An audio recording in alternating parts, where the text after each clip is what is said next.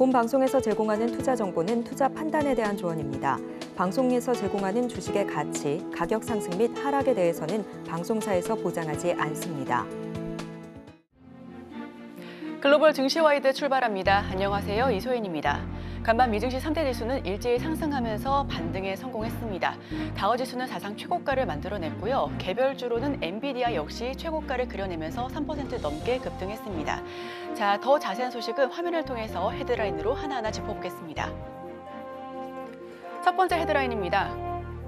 뉴욕 증시 ASML 충격에서 엔비디아가 3% 넘게 올랐고요. 나스닥도 0.28% 상승한 채 마감을 지었습니다. 필라델피아 반도체 지수도 소폭이지만 오르면서 장을 마무리했는데요. 그 전날 ASML이 갑작스러운 홈페이지 게재 소식 속에서 주가 역시 큰 폭의 하락세를 보여줬습니다. ASML은 어제만 하더라도 16% 넘게 떨어졌고 그 이후 애프터마켓에서도 추가적인 하락세를 보이는 듯 했지만 일단은 그 제한적인 흐름 속에서 하락분을 어느 정도 멈춰가는 모습이었는데요. 이번에 뉴욕 증시는 다시 한번 반등에 성공하면서 반도체 지수 그래도 견조한 모습을 보여주고 있구나라는 부분들 확인시켜줬습니다. 자, 그럼 두 번째 헤드라인 살펴보겠습니다. 저가 매수 목표가 상향, 엔비디아 3% 급등 또 사상 최고. 엔비디아가 또 사상 최고치를 그려냈습니다. 우선은 3% 넘게 오른 채 장을 마무리 지었고요. 특히나 저가 매수세와 함께 글로벌 IB들이 목표가를 상향하면서 상승 흐름을 조금 더 크게 그려낸 것으로 보여지고 있습니다. 자, 그럼 세 번째 헤드라인 살펴보겠습니다. 중동 긴장 완화, WTI 소폭이지만 또 하락, 70달러대.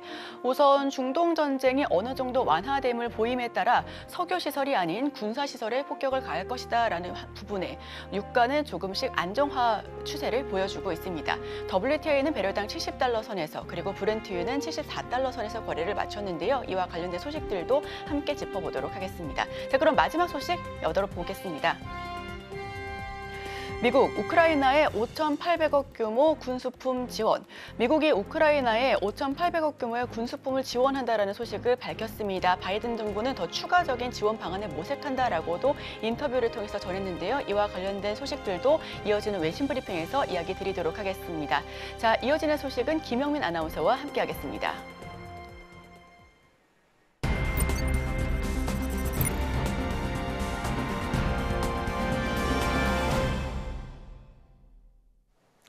아침에 읽는 어젯밤 미증시 이야기 종목 브리핑으로 시작해 보겠습니다. 간밤 뉴욕 증시 3대 지수 모두 상승 마감했습니다. 다우존스가 사상 최고치를 경신했죠. 0.79% 상승하며 43,078선에 마무리를 지었습니다. S&P 500 지수는 0.47% 상승한 5,842선에, 나스닥도 0.28% 오르며 18,367포인트 선에 마무리를 지었습니다. 뉴욕 증시가 다시 반등에 성공했습니다. 반도체주들이 다시 힘을 얻었는데요. 지수의 변동성이 상당합니다. 전 거래일만 해도 모두 하락세로 돌아섰던 시장이 오늘은 다시 이렇게 빨갛게 상승세로 전환됐습니다. 레키지트 캐피탈 매니지먼트의 경영 파트너인 브린 토킹턴은 실적 발표 시즌과 미국 대선을 헤쳐나가는 앞으로의 몇 주간 이 주식시장은 변동성이 크고 험난할 것이라고 말하기도 했습니다. 오늘장은 주요 금융사와 항공사들의 호실적에 투심이 되살아나는 모습이었습니다. 팩트셋에 따르면 지금까지 S&P 500 지수 종목 중에 3분기 실적을 발표한 종목은 약 50개가량이고요. 이 중에 79%는 예상치를 웃돌았습니다. 미십년물 국채금리는 0.47% 하락했습니다. 필라델피아 반도체 지수 ASML의 부진한 실적 유출로 주가가 폭락을 했었고 ASML 같은 경우에는 2거래일 연속으로 주가가 하락하면서 역시 오늘장의 낙폭을 줄여내기는 했지만 6% 이상 빠졌는데요. 그렇지만 엔비디아와 브로드컴이 다시 상승세로 돌아서면서 반도체주의 힘을 보여줬고 또 구성 종목들이 혼조세를 보이면서 지수는 소폭 상승한 채로 마감이 됐습니다. WTI도 안정세를 보이고 있습니다. 0.18% 하락해서 배럴당 70.71달러 선에 거래를 마쳤습니다. 자, 개별 종목들 위주로 살펴보겠습니다. M7 위주로 살펴봤을 때는 사실 반도체주를 제외하고는 모두 하락세를 기록했는데요. 애플 1% 가까이 떨어지면서 231달러 선의 장을 마무리 지었고요. 마이크로소프트도 0.64%의 하락폭을 그려냈습니다. 엔비디아 역시 다시금 힘을 보여주는 모습이었는데요. 무려 3% 이상 오르면서 135.72달러로 장을 마쳤습니다. 알파벳도 소폭이지만 약보합으로 마감했습니다. 165달러 선에서 거래를 마쳤습니다. 자, 다음 아마존인데요. 0.41% 하락하면서 186달러 선의 거래를 마쳤지만 아마존의 경우 이슈가 있습니다. AI 데이터 센터에 필요한 막대한 전력을 확보하기 위한 또 전력 투구에 나선 것으로 보이죠. 아마존은 미 버지니아주의 에너지 기업인 도미니언 에너지와 소형 원자로 개발을 위한 계약을 체결했다라고 밝혔는데요. 이 기존 도미니언의 원전 인근에 소형 모듈 원전 개발을 추진하기로 했습니다. 또 워싱턴주에 있는 노스웨스트와도 계약을 체결하고 노스웨스트의 소형 모듈 원전 건설 사업을 지원키로 했죠. 아마존은 또 노스웨스트가 건설하는 원자로에 사용될 첨단 원자로와 연료를 공급하는 엑스에너지에도 투자하고 있다고 밝혔는데요. 그에 앞서서 구글이 카이로스 파워와 계약을 체결했다라는 소식을 제가 어제 전해드린 바가 있는데 하루 만에 아마존에서도 이 같은 소식이 전해진 겁니다. 또 그에 한참 앞서서는 마이크로소프트가 콘스텔레이션 에너지와 전력 계약을 맺고 3마일 섬 원전 1호기의 운전을 재개하기로 한 바가 있죠. 이 빅테크 기업들이 AI 산업을 선점하기 위한 전력 확보에 총력을 다하는 모습입니다. 메타 플랫폼스 1% 넘게 빠졌고요. 브로드컴은 다시 상승세로 돌아서면서 0.48% 상승해서 176달러 선에 마무리를 지었습니다. 이어서 투데이 핫스탁입니다. 먼저 모건 스탠리 살펴보겠습니다. 6.49% 상승하면서 119달러 선에 마무리를 지었는데요. 이 금융주들의 호실적이 잇따라 발표되고 있습니다.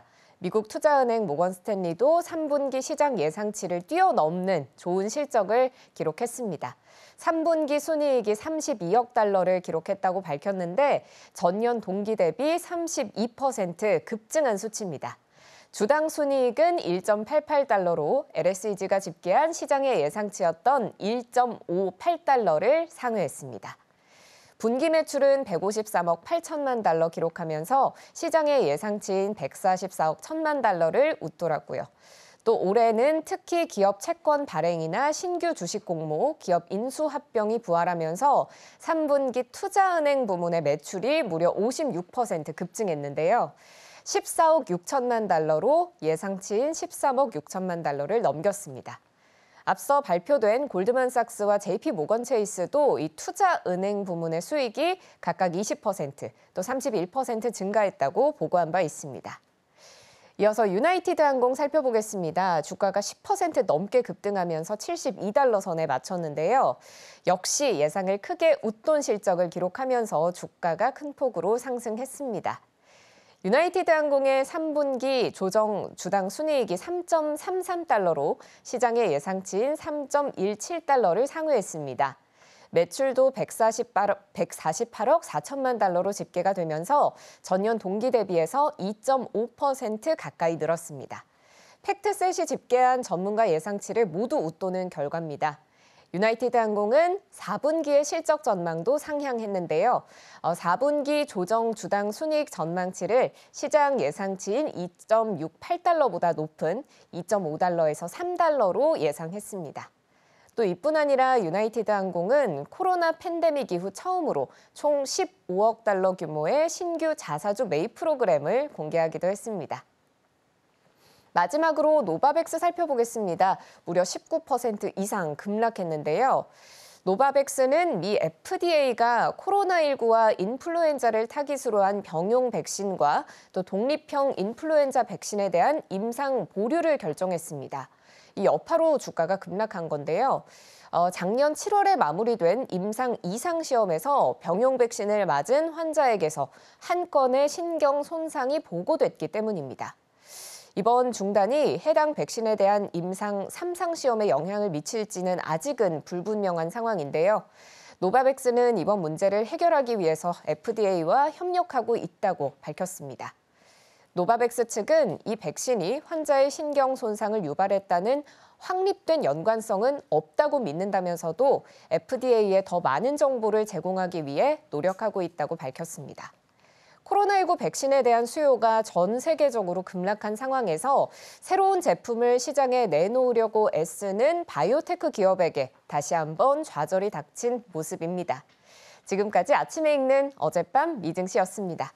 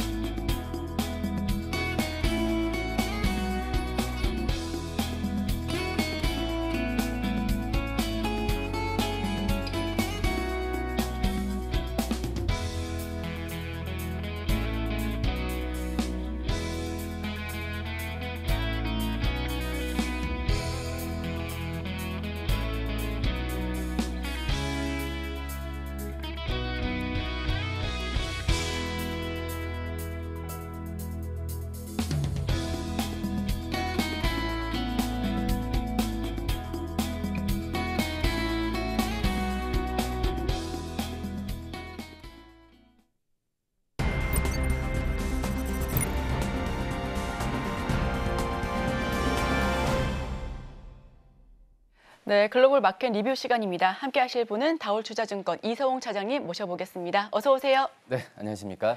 네, 헤드라인 펼쳐보겠습니다. WHO 세계보건기구가 팬데믹을 언급한 가운데 관련주 대응 전략에 대해서 풀어주시러 이곳에 나오셨습니다. 최근 WHO가 팬데믹 관련된 경고를 했는데요. 이에 한국파마 등 국내 관련주가 어제 큰 폭의 상승 흐름을 보여줬습니다. 어떤 내용인지 자세하게 풀어주시죠.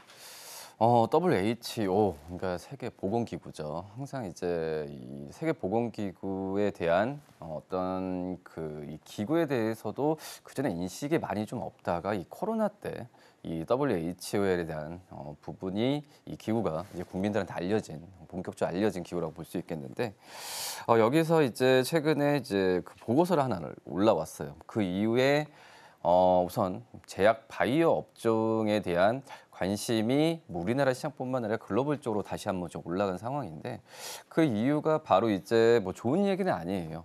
코로나 이후에 제2의 어떤 팬데믹에 대한 우려감을 좀 펼쳤던 그런 상황이라고 좀 볼 수 있겠고 어떤 특정적인 이 질병이 유발된다라는 것보다도 지금까지 조금씩 있었던 이 조류 인플루엔자나 아니면은 이 시청자분들께서 알고 있는 엠폭스 이런 질병들 같은 경우가 지금 나왔을 때 전 세계적으로 약간 위기의식이 많이 없다라는 그런 내용이라고 좀 볼 수 있겠고요.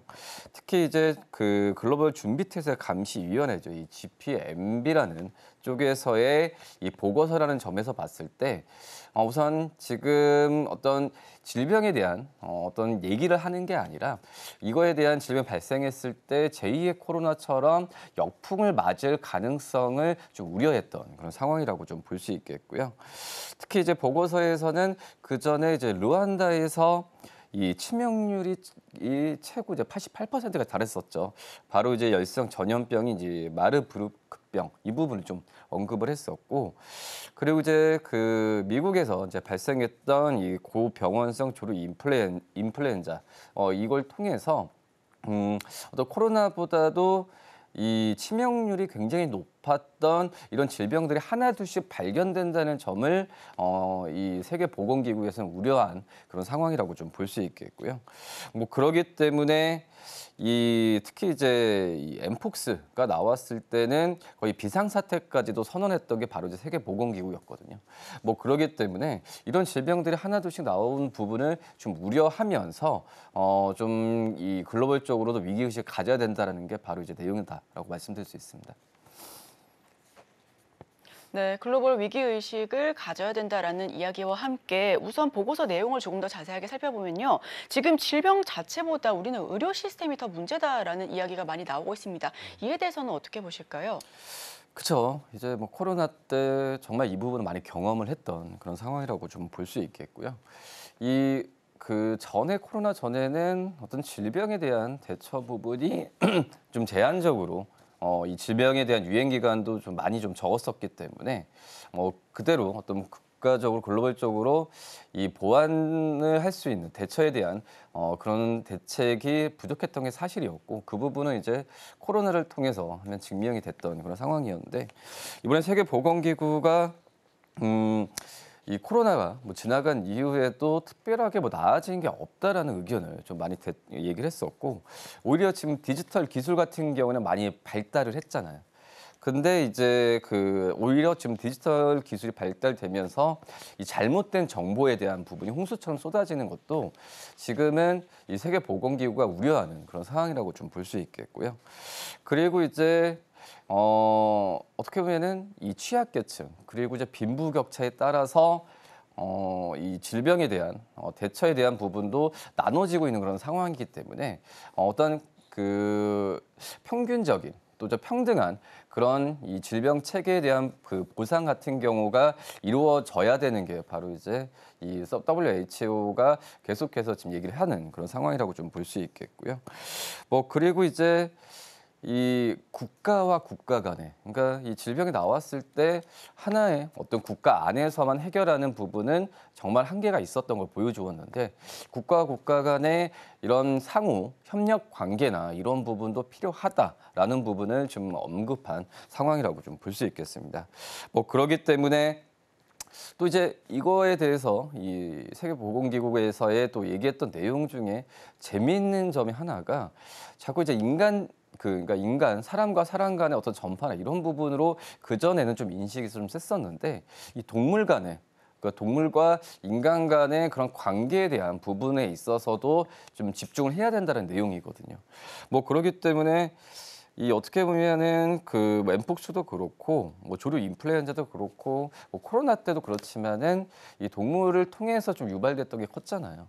그렇기 때문에 이 동물에 대한 어떤 각별한 주의나 이런 부분도 지금 살펴봐야 되는데 실질적으로 이 전염병이 발생했을 때 인간의 사람에 대한 치료병 이런 부분으로만 좀 집중이 되어 있다는 점도 이 세계보건기구는 좀 우려를 좀 표명하지 않았나라고 판단됩니다.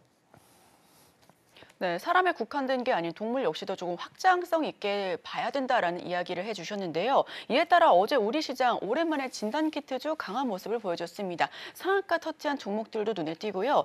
자, 여기에서는 사실 이슈에 따라 움직이고는 있지만 실적은 좀 고전 중이다라고 하는 만큼 어떤 시선으로 봐야 할지 굉장히 궁금합니다. 사실 코로나 팬데믹 그 당시에는 많이 급하기도 했었고 제약바이오 그 당시만 하더라도 미래를 보고 투자하는 그런 느낌이었는데 지금 이제 실적까지 뒷받침되는 종목들이 많다 보니까 지금은 이런 부분들 어떤 시선으로 봐야 될까요? 이제 코로나 때 이 관련됐던 종목들이 굉장히 좀 상승세를 좀 크게 좀 보여주었다가 근데 그것도 약간 반짝했던 것 같아요. 1년 정도 반짝했다가 그 이후에 주가가 다시 밑으로 제자리를 찾는 모습 보여주었는데 그러기 때문에 코로나 관련주에 대한 종목들이 이렇게 좀 다시 팬데믹 얘기가 나왔을 때는 주가 다시 한번 뛰지만 예전만큼의 그런 상승을 기대하는 거는 힘들다라고 생각이 되고 있고요.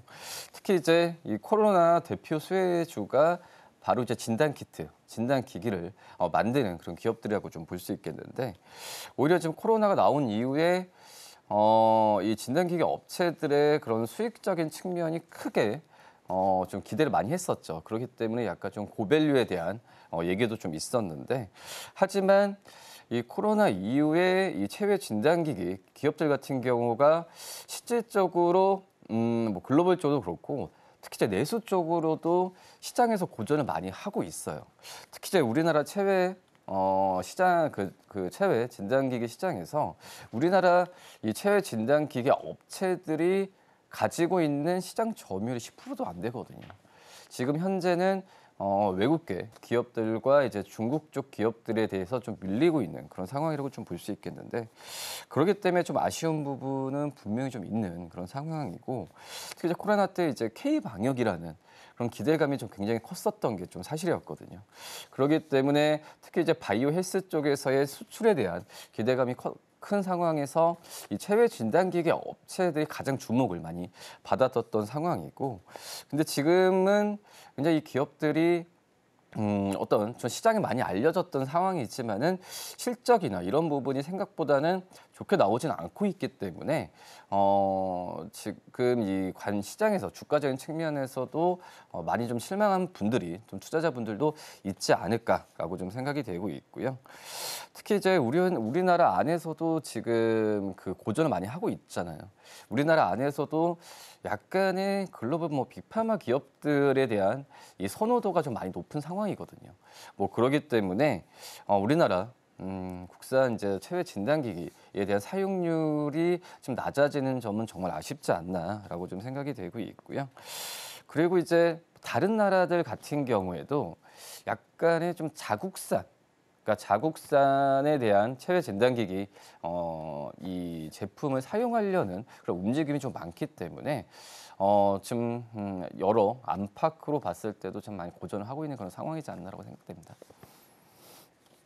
네, 사실 3대장으로 생각해 보면 뭐 음압병동이 있을 수가 있고요. 그리고 진단키트, 치료제, mRNA 이렇게 크게 움직였었던 걸로 기억하는데, 사실 이번에는 예전만큼 그렇게 강하게 움직이진 않겠다라는 의견을 주셨습니다. 여기에 이제 3분기 실적 시즌이 도래하고 있는데, 자, 이렇다 할 실적에 대한 기대감을 가질 수가 없다면 진단키트주는 도대체 어떤 포인트로 지켜봐야 될까요? 우선 해외 쪽을 공략을 해야 되는 게 맞다라고 지금 생각이 좀 되고 있고요. 우선 이제 앞서서 말씀드렸다시피 국내 안에서는 극과 극인 것 같아요. 아예 스위스나 또 미국의 그런 기업들의 이 고가 프리미어 제품을 사용하던가, 아니면은 이 중국산 저가 제품에 대한 수요 부분 좀 갈려지고 있는 상황인데, 그렇기 때문에 국내 시장에서 입지가 많이 좁아진 상황에서는 해외 쪽에서의 진출 부분을 할 수밖에 없는 그런 상황이라고 좀 볼 수 있겠고요. 특히 이제 많이 좀 노력은 많이 하고 있습니다. 특히 이제 대표적인 그런 기업이죠, 시젠.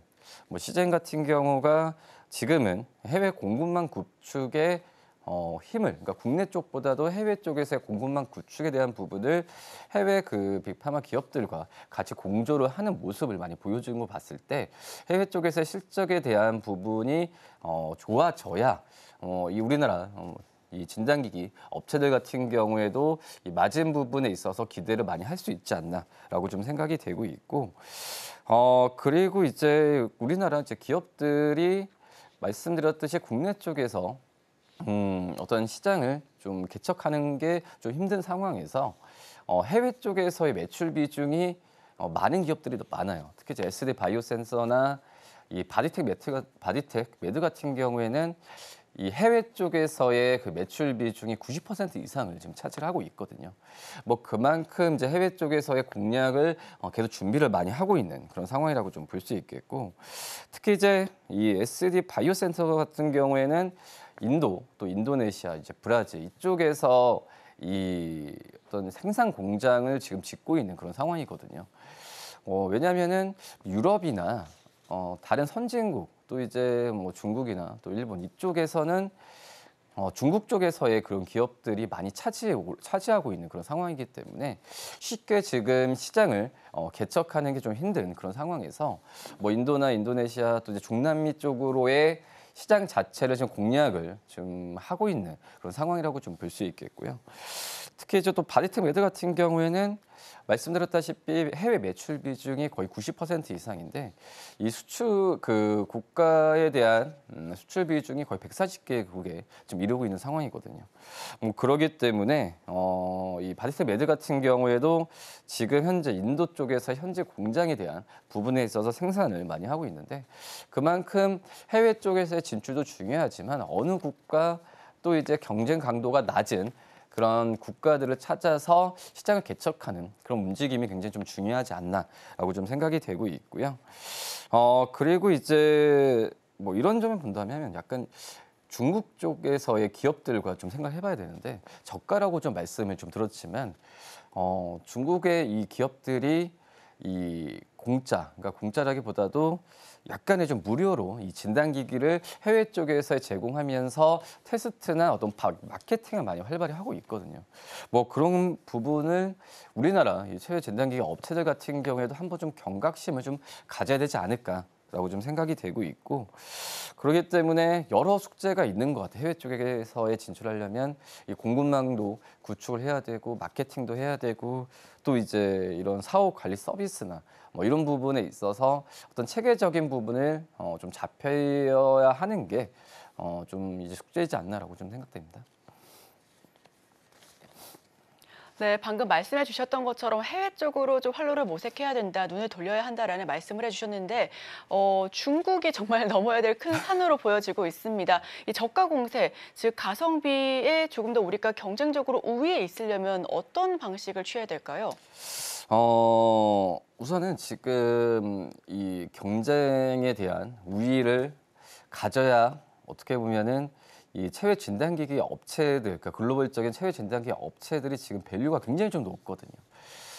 체외 진단기기의 글로벌 1위 기업이 바로 이제 스위스의 로슈라는 그런 기업이라고 볼 수 있겠는데 시가총액이 무려 좀 350억 가까이 지금 기록을 좀 하고 있고 그리고 이제 중국 쪽에서의 1위 기업이 바로 이제 민드레이라는 그런 기업인데 지금 시가총액 65조까지 좀 달해요.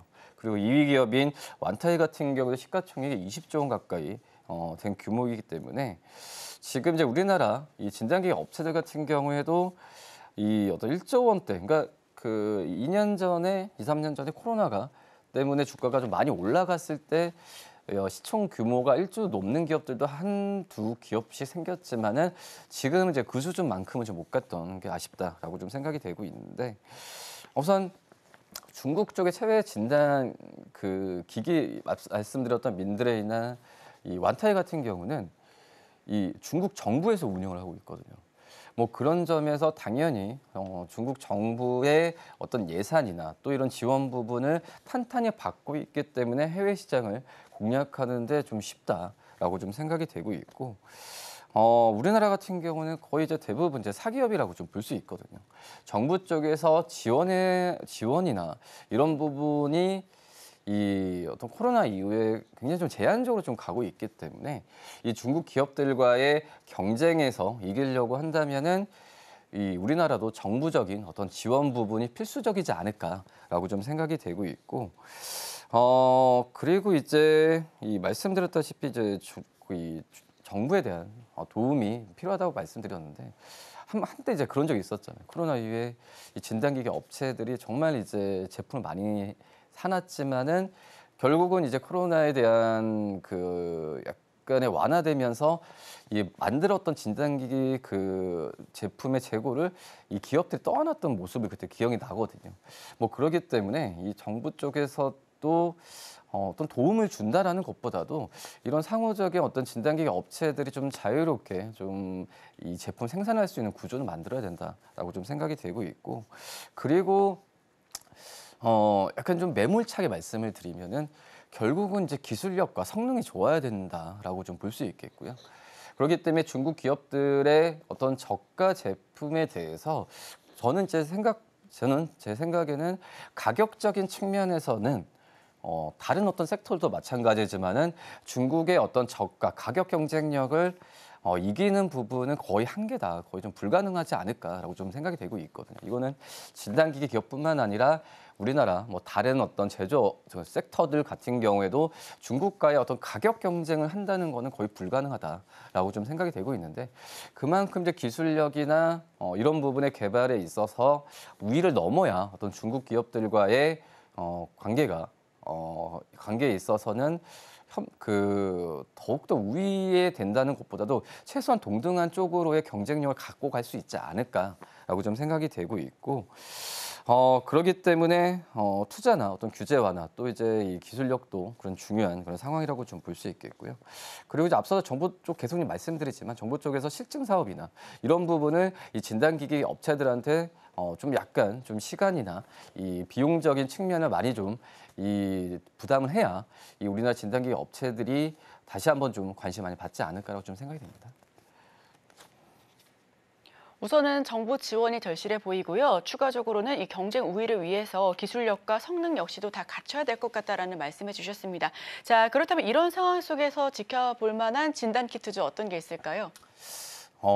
정말 이제 이 전염병 관련 기업들, 그러니까 코로나 관련주라고 하지만 지금 코로나 관련주라고 잘 얘기를 안 하고 어떤 의료기기 섹터 쪽에서의 이 예방 차원의 그런 기업들은 종목들을 이제 슬림화를 정말 많이 해야 된다라고 좀 생각이 되고 있고요.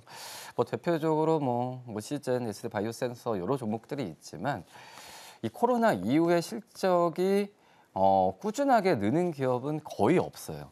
그 중에 하나가 바로 이제 바디텍 매드가 유일하게 어떤 실적적인 측면에서 이제 우위에 있는 그런 상황이라고 좀 볼 수 있겠는데, 그래서 저는 이제 바디텍 매드에 대한 좀 관심을 좀 계속해서 가져야 되지 않을까라고 좀 생각이 되고 있고, 이 바디텍 매드 같은 경우에는 이 면역 진단 기반의 어떤 현장 진단 쪽에서의 이 어떤 우위를 또 기술력을 갖고 있는 그런 기업이라고 좀 볼 수 있겠는데.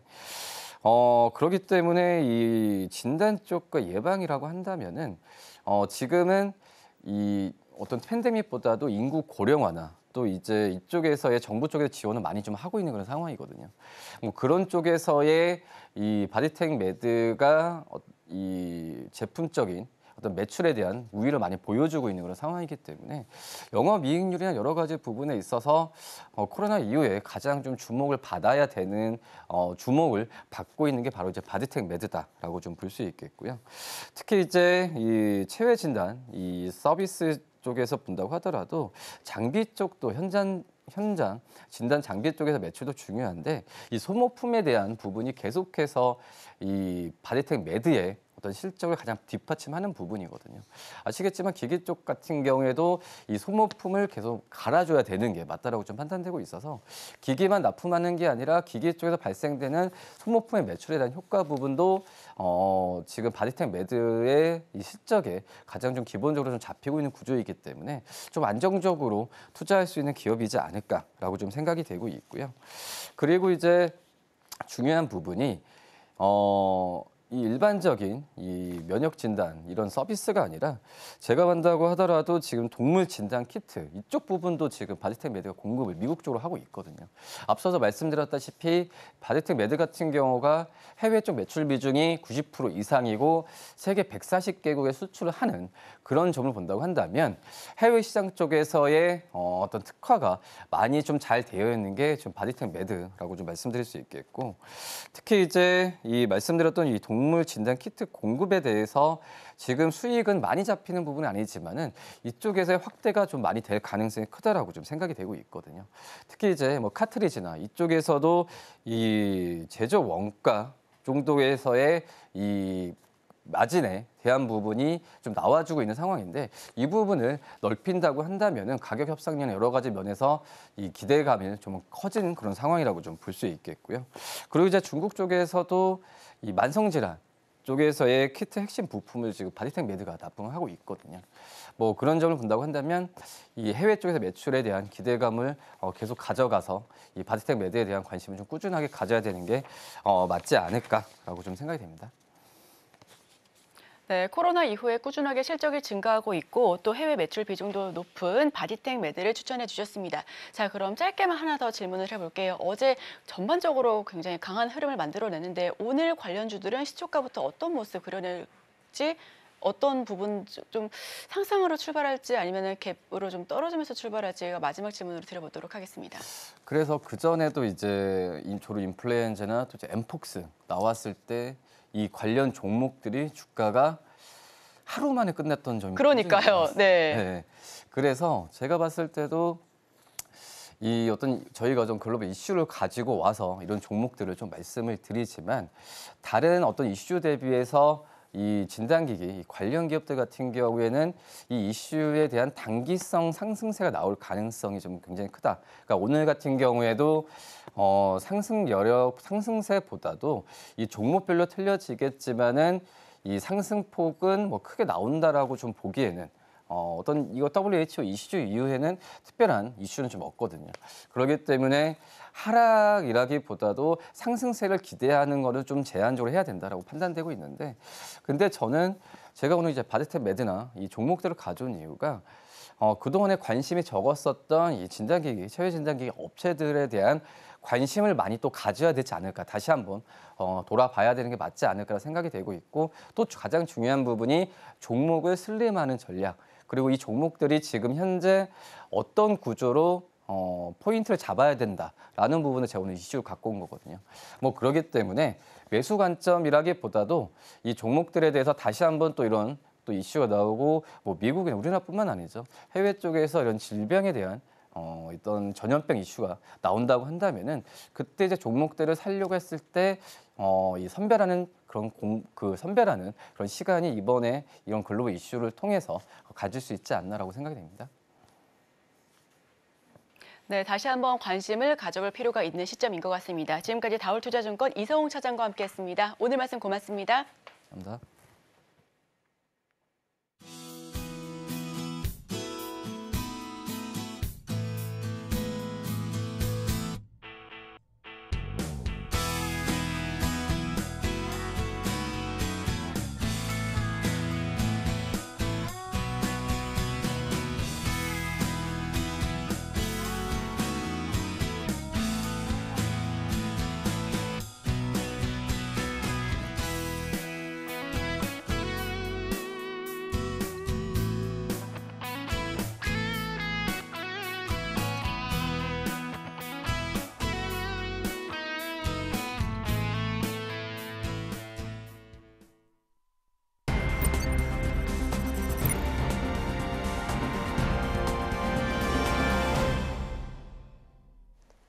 오늘 아침 빼놓을 수 없는 글로벌 이슈 쉽게 읽어드립니다. 아침에 읽는 어젯밤 미증시 이야기, 어떤 이슈들이 있었는지 함께 살펴보겠습니다. 첫 번째 소식입니다. 미국의 수출입 물가지수가 발표됐습니다. 수입 물가지수는 전달 대비 0.4% 하락했는데 시장의 예측치였던 0.3% 하락보다 낙폭이 더 컸습니다. 전년 동기 대비해서도 0.1% 하락했는데요. 9월의 수입 물가는 작년 12월 이후 최대폭으로 떨어졌습니다. 올해 들어서도 가장 가파른 하락세입니다. 수입 물가가 전년 동기 대비 하락한 것은 올해 2월 이후 처음 있는 일인데요. 특히 9월 에너지 수입 물가가 전월 대비 7% 급락했습니다. 미 노동부는 낮은 연료 물가가 비연료 물가 상승분을 상쇄했다고 설명했습니다. 한편 수출 물가지수는 0.7% 하락했는데요.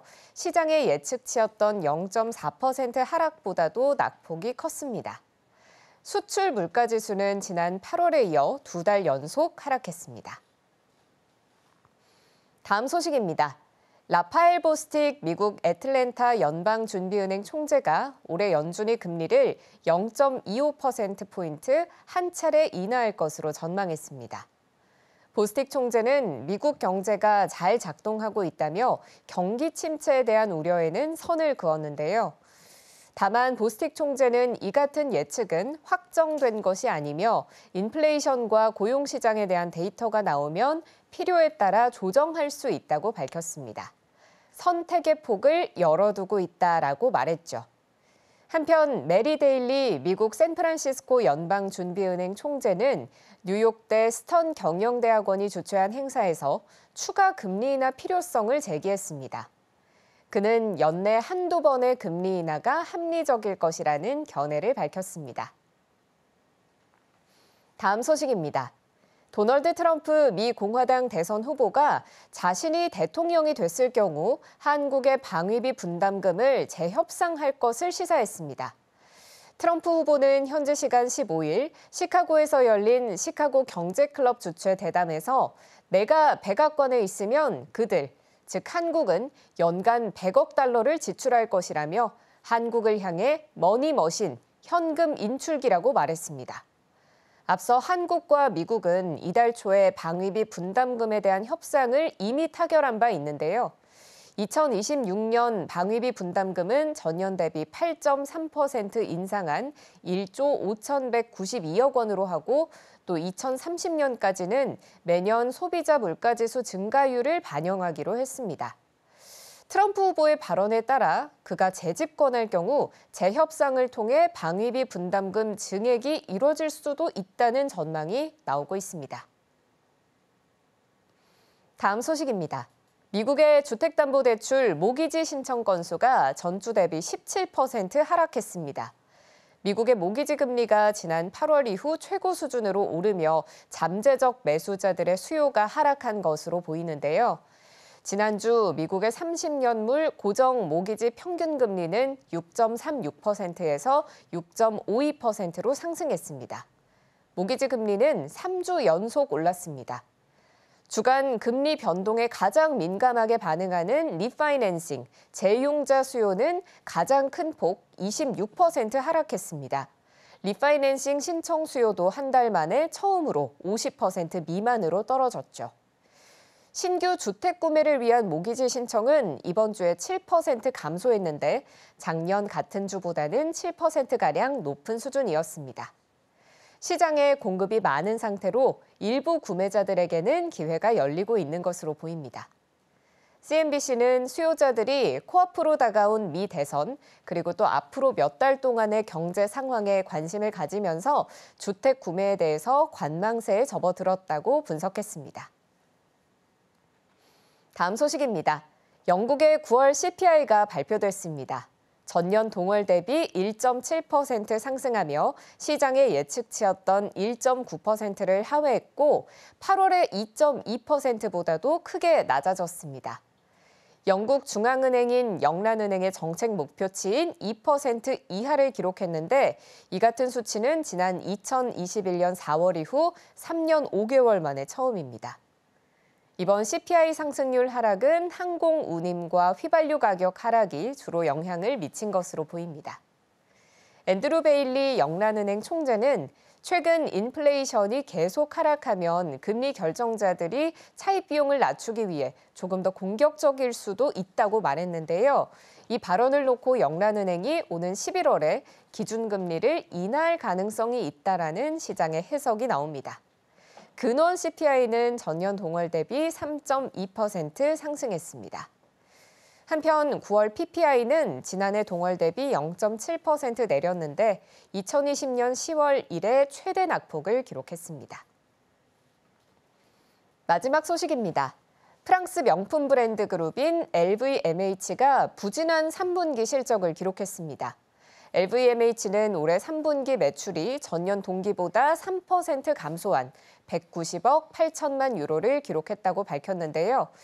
시장에서는 분기 매출이 1% 증가할 것으로 점쳤는데 오히려 줄어들면서 시장의 기대에 미치지 못하는 실적을 낸 겁니다. 특히 루이비통이나 디올 등이 포함된 최대 사업부죠. 패션 가죽 제품 부문 매출이 1년 전보다 5% 감소한 것으로 전해졌습니다. 이번 LVMH의 실적 부진에는 중국에서의 실적 부진이 큰 영향을 미친 것으로 보이는데요. 중국 소비자들이 지출을 줄이면서 일본을 제외한 아시아 지역에서는 3분기 매출이 전년 동기보다 16%나 하락했습니다.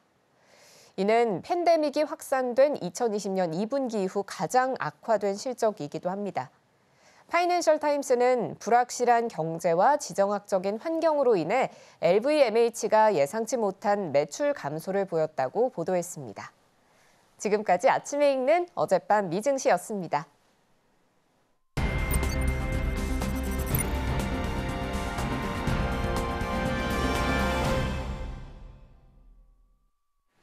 네, 와이드 리포트 시간입니다. 어떤 소식 전해질지 화면을 통해서 하나하나 살펴보도록 하겠습니다. 과도한 주가 반응, 길게 보면 매수로 대응하는 것이 합리적. ASML, NH투자증권의 리포트 소개해드립니다. 네, 전반적으로 지금 ASML과 관련해서 이와 관련된 주가 하락세가 굉장히 깊게 나타나는 모습을 보여주고 있습니다.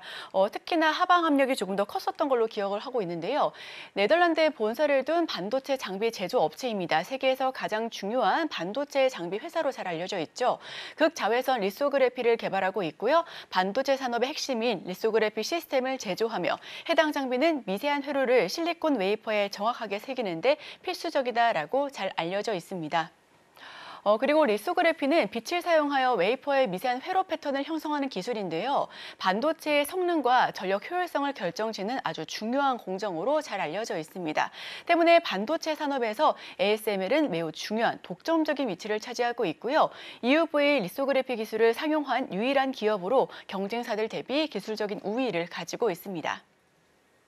네, EUV 장비는 반도체 산업에서 가장 진보된 기술로 알려져 있는데요. 아주 짧은 파장의 빛을 사용하면서 초미세 회로를 웨이퍼에 그릴 수가 있습니다. 고성능 칩 제조에 필수적이다라고 알려져 있고 TSMC와 삼성전자, 인텔과 같은 세계 주요 반도체 기업들이 ASML의 장비를 사용하고 있습니다. 네, ASML의 실적 하루 앞서서 15일에 유출된 가운데 수주 및 매출 전망이 예상보다 극히 부진한 것으로 나타나 충격을 안겼습니다. 이에 유럽과 미국의 반도체주가 급락세를 보였고 필라델피아 반도체 지수는 이날 5% 넘게 떨어지기도 했는데요. 직후 자사 홈페이지에서 해당 자료는 삭제되기도 했습니다. ASML의 실적이 하루 앞서서 유출됐었던 부분들 함께 짚어봤고요. 네, 다음 소식으로 넘어가 보겠습니다. 이 보고서에서 ASML의 3분기 주문량은 26억 유로로 블룸버그가 집계한 분석가들의 추정치 53억 9천만 유로의 절반에도 못 미쳤다라는 소식입니다. 또 2025년 순매출에 대한 회사 전망치도 300억에서 350억 유로에 그쳤는데요. 이는 분석가들의 컨센서스인 358억 유로에 크게 못 미치는 수치다라고 분석되고 있습니다. 네, 다음 소식도 전해드립니다. 이 자료가 유출된 이후 ASML의 주가는 유럽 증시에서 15%까지 폭락한 이후에 잠시 거래가 중단되기도 했었고요.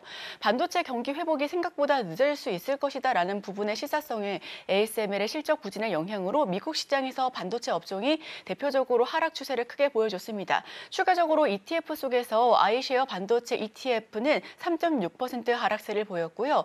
엔비디아 주가도 이날 하루에만 4% 이상 급락세를 보였습니다.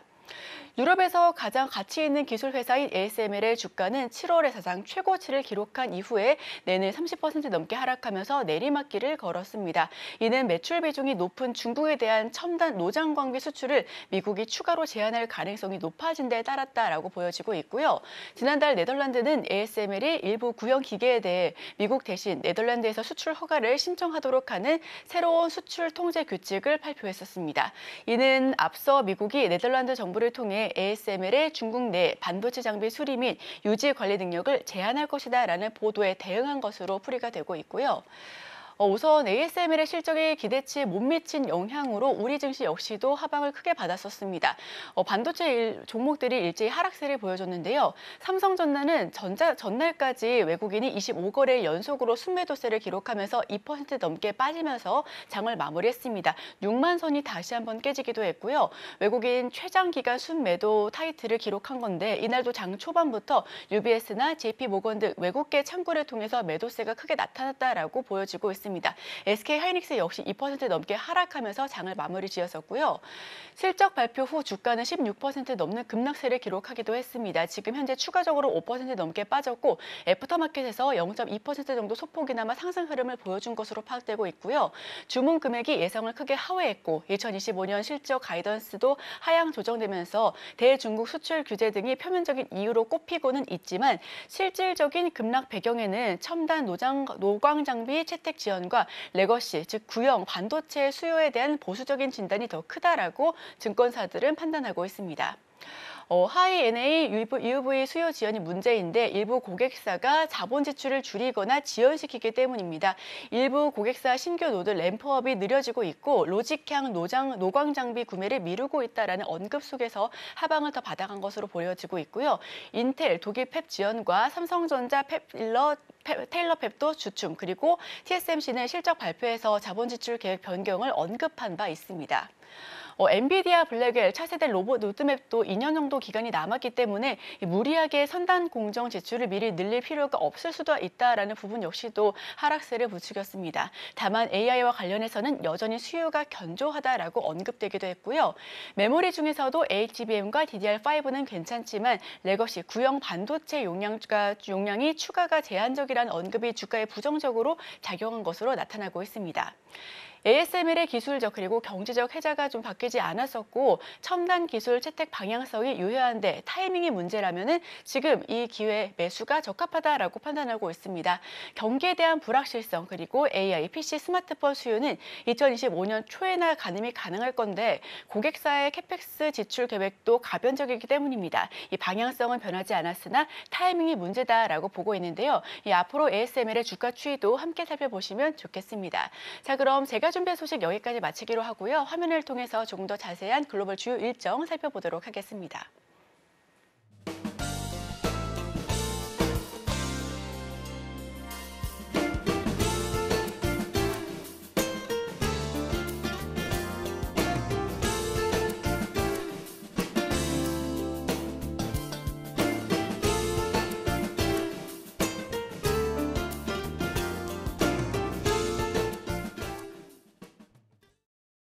네, 오늘 저희가 준비한 소식은 여기까지입니다. 계속해서 출발 증시와이드가 방송되니까요. 더 다양한 인사이트 가져가시길 바랍니다.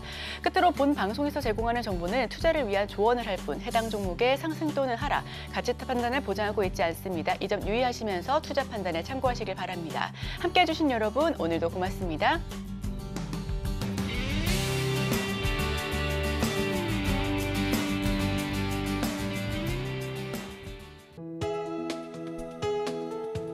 본 방송에서 제공하는 투자 정보는 투자 판단에 대한 조언입니다. 방송에서 제공하는 주식의 가치, 가격 상승 및 하락에 대해서는 방송사에서 보장하지 않습니다.